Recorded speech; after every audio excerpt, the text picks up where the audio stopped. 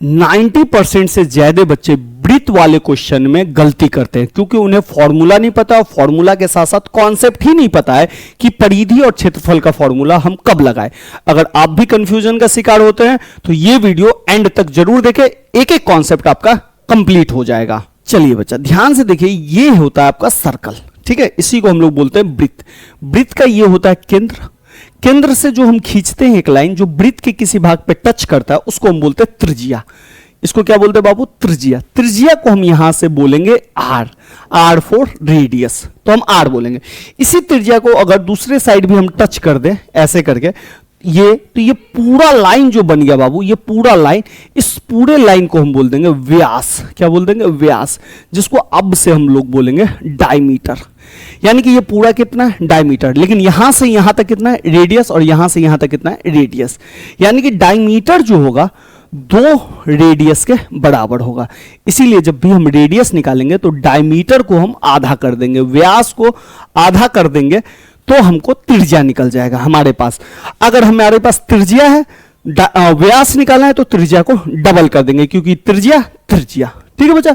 अब ये वृत्त हो गया। वृत्त में सबसे पहले आपको कहता है वृत्त की परिधि निकाले, वृत्त की परिधि। अब वृत्त की परिधि क्या है पहले इसको समझिए।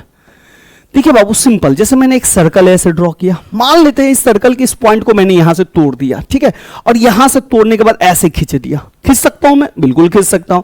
अब इसको आप मापिए, इंची टेप से, स्केल से, किसी भी चीज से माप दीजिए।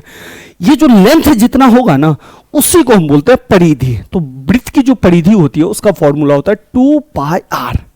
अब यहां पे आपके लिए पाई नया शब्द होगा, इसके बारे में भी बात कर लेते हैं, ठीक है। अब एक और फॉर्मूला पहले ले लेते हैं। एक होता है वृत्त का क्षेत्रफल। अब क्षेत्रफल क्या है? तो क्षेत्रफल कुछ नहीं होता है, सिंपल। अब ये जो लाइन है ना बच्चा, ये लाइन सिर्फ काला काला जो दिख रहा है वो परिधि है। अगर लाइन के अंदर वाला जो भी जगह है, लाइन के अंदर वाला जो भी जगह आप देख रहे हैं उसी को बोलते हैं क्षेत्रफल। तो क्षेत्रफल होता है पाई आर स्क्वायर, बस हो गया।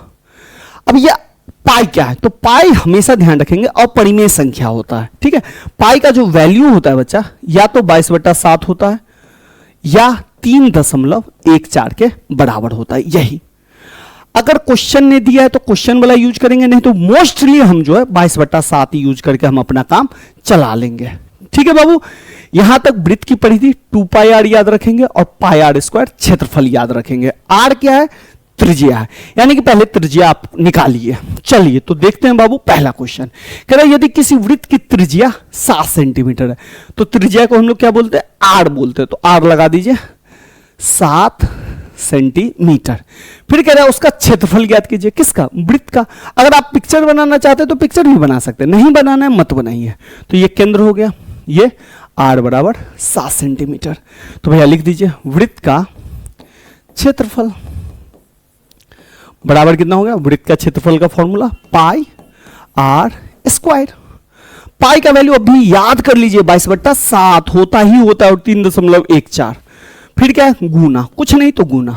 आर स्क्वायर है, आर का वैल्यू 7 है तो 7 2 बार डाल दीजिए, 7 गुने 7। अभी 7 के नीचे कुछ नहीं है तो 1 होगा।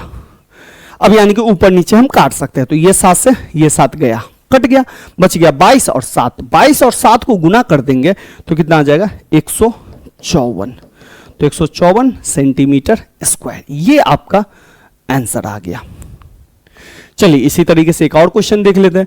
कह रहा है वृत्त का व्यास 14 सेंटीमीटर है तो लिख दीजिए व्यास, या तो पूरा लिख दीजिए व्यास बराबर, जिसको हम डी बोलते हैं व्यास को शॉर्ट में, डी बराबर हो गया 14 सेंटीमीटर। लेकिन हमको व्यास नहीं निकालना, हमको चाहिए त्रिज्या। तो जब भी व्यास दे तो त्रिज्या निकाल लीजिए। त्रिज्या निकालना बड़ा आसान होता है, व्यास को आधा कर दीजिए। तो हम यहां पे कर देंगे त्रिज्या बराबर, जिसको हम आर बोलते हैं, व्यास का आधा, यानी कि 14/2। कहानी खत्म, 7 सेंटीमीटर। अब क्या कह रहा है? परिधि ज्ञात करने के लिए, तो भाई वृत्त है ना, तो लिख देंगे वृत्त की परिधि, सरकमफेरेंस बोलते हैं इंग्लिश में, फॉर्मूला 2 पाई आर। तो डाल लिए 2 पाई का वैल्यू हमेशा 22/7, 3.14 भी आप ले सकते हैं। और r का वैल्यू बचा 7, बीच में कोई साइन नहीं तो गुना, 7 से 7 कट गया, बच गया क्या 2 और 22, इस दोनों को गुना करेंगे तो कितना आ जाएगा 44। चूंकि परिधि लंबाई होती है इसलिए सेंटीमीटर में ही निकलेगा, तो 44 सेंटीमीटर इसका उत्तर हो गया। एक और देख लेते हैं, एक कह रहा है वृत्त की परिधि 44 सेंटीमीटर है, लिख देते हैं वृत्त की परिधि कितनी है भाई 44, लिखिए वृत्त की परिधि 44। तो कह रहा है त्रिज्या निकालने के लिए कुछ नहीं करना है, वृत्त की परिधि का फॉर्मूला डाल दीजिए, वृत्त की परिधि का फॉर्मूला 2πr।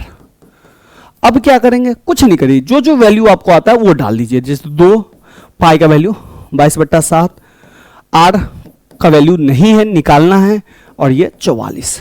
अब क्या करेंगे, तो आप देखिए 7 जो नीचे में वो गुना में चला जाएगा, तो 44 गुने 7 हो गया, ठीक है बाबू। तो इधर बच गया क्या 2 गुने 22 गुने r।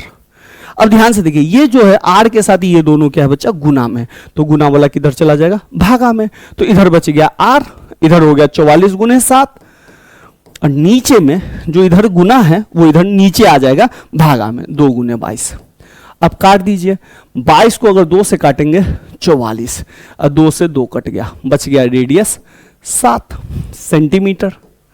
लंबाई हमेशा सेंटीमीटर में होती है, कहानी खत्म।